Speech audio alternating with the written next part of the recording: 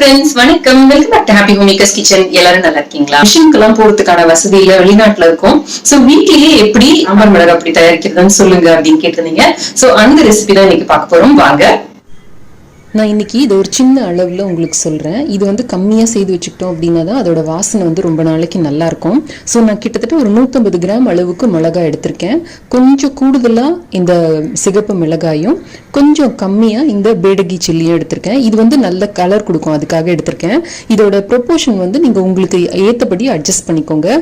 So ஒரு கப்புன்னு எடுத்திங்கன்னா நல்லா அடைச்சி ஒரு கப் அளவுக்கு மிளகாய் எடுத்திங்கன்னா இதுக்கு சரியாக இருக்கும். அதில் 3/4 கப் அளவுக்கு தனியாக எடுத்துக்கோங்க. 1/2 கப் அளவுக்கு துவரம் பருப்பும் 1/2 கப் அளவுக்கு கடலை பருப்பும் எடுத்துக்கோங்க. நீங்கள் எந்த கப் வேணால் எடுத்துக்கலாம், உங்களோட விருப்பம். நான் வந்து ஸ்டாண்டர்ட் கப் தான் எடுத்திருக்கேன். அதுக்கு ஒரு பெரிய கட்டி பெருங்காயம், இது வந்து நான் பொரிச்ச பெருங்காயமே எடுத்து வச்சுருக்கேன். 1 டீஸ்பூன் அளவுக்கு வெந்தயம் எடுத்துக்கோங்க. 2 சிட்டிகை அளவுக்கு கடுகு, கசகசா, சீரகம், மிளகு, ஒரு கைப்பிடி அளவுக்கு கருவேப்பிலை இலைகள். ஒரு எண்ணெய் சட்டியை சூடு பண்ணி இதில் முதல்ல வெந்தயத்தை சேர்த்து பொன்னிறமாக வறுத்து எடுத்துக்கலாம். எண்ணெய் எதுவுமே விட தேவையில்லை. இந்த வெந்தயம் நல்ல பொன்னிறமாக வதங்கினோடனே அடுத்தது நம்ம சேர்க்கறது கடலைப்பருப்பு. இதே ஆர்டரில் நம்ம வறுத்து எடுத்தோம் அப்படின்னா நமக்கு எல்லாமே நல்லா வறுத்து கிடைக்கும். ஸோ அடுத்தது கடலைப்பருப்பையும் நல்லா பொன்னிறமாக வறுத்து எடுத்துக்கலாம். கடலைப்பருப்பு நல்ல வாசனை வந்தோடனே அடுத்தது துவரம் பருப்பை சேர்த்து இதையும் பொன்னிறமாக வறுத்து எடுத்துக்கலாம். துவரம் பருப்போட வாசனை நல்லா வர ஆரம்பிக்கிறப்ப அடுத்தது மிளகாய் சேர்த்துக்கலாம். கைவிடாமல் கிளறி கொடுத்துட்ருங்க, இல்லாட்டி அடியில் இருக்கிறது மட்டும் ப்ரௌன் ஆகிடும், மேலே இருக்கிறது வந்து வதங்காமல் இருக்கும். மிளகாய் இந்த மாதிரி நல்லா செவந்து உப்பி வர்றப்ப தனியாவை சேர்த்துடுங்க. நல்ல தனியா வாசனை வர வரைக்கும் இதை வந்து பரட்டி கொடுத்துக்கிட்டே இருங்க. இதில் ஒரு 1/4 டீஸ்பூனுக்கும் குறைவா ஒரு 2 சிட்டிகைன்னு வச்சுக்கோங்களேன், அந்த அளவுக்கு கடுகு சேர்த்துக்கோங்க. கடுகு எப்பவுமே இந்த மாதிரி பவுடர்ஸ்க்கு ஒரு நல்ல வாசனை கொடுக்கும்.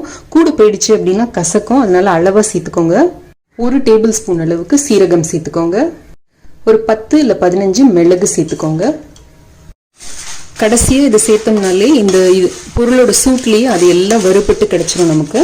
லைட்டாக அப்படி பரட்டி கொடுங்க. தனியாக நல்ல வாசனை வர ஆரம்பிக்கிறப்ப நிறுத்திடலாம். இதில் 1 டீஸ்பூன் அளவுக்கு கசகசா சேர்த்துக்கோங்க. கசகசாவும் நம்மளோட அதுக்கு ஒரு நல்ல வாசனையும் கொடுக்கும், நல்ல குழம்பு திக் ஆகிறதுக்கும் ஹெல்ப் பண்ணும். கடைசியாக இதில் ஒரு கைப்பிடி அளவுக்கு கருவேப்பிலை சேர்த்துக்கோங்க. அப்புறமா நம்ம வறுத்து வச்சிருக்கிற இந்த பெருங்காயத்தையும் சேர்த்துக்கோங்க. அப்படி திருப்பி கொடுத்துட்டே இருங்க. இதில் இருக்கிற சூடுலேயே இந்த கருவேப்பிலை நல்லா ட்ரை ஆகிடும். இந்த மாதிரி இறக்கி வச்சுட்டோம், கொஞ்சம் நேரம் அப்படியே மெதுவாக கிளறி கொடுத்துக்கிட்டே இருங்க. அப்போதான் அந்த கருவேப்பிலை நல்லா வதங்கும். இந்த கசகசா இந்த கடுகுலாம் அடியில் போய் கருப்பு ஆகாமையும் இருக்கும்.